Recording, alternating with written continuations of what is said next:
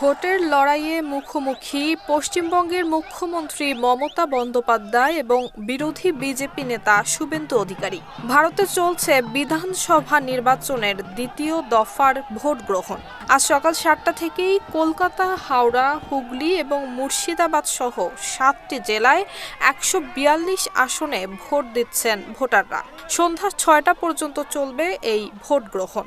নির্বাচন কমিশনের তথ্য অনুযায়ী এই দফায় 1448 জন প্রার্থীর ভাগ্য নির্ধারণ করবেন 3,21 লাখেরও বেশি ভোটার।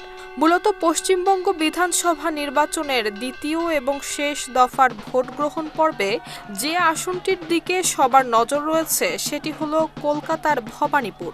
এই এলাকাতেই মুখ্যমন্ত্রী এবং তৃণমূল কংগ্রেসের নেত্রী মমতা বন্দ্যোপাধ্যায়ের বাড়ি। তিনি এবারও লড়ছেন এই আসন থেকে।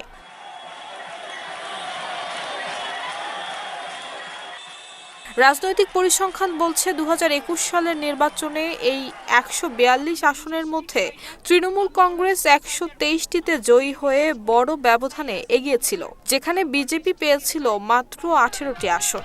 এর আগে গত 23 এপ্রিল প্রথম ধাপে 152টি আসনের ভোট গ্রহণ সম্পন্ন হয়েছে। পুরো রাজ্যের নির্বাচনী লড়াই শেষ হওয়ার পর আগামী 4 মে ঘোষিত হবে চূড়ান্ত ফলাফল।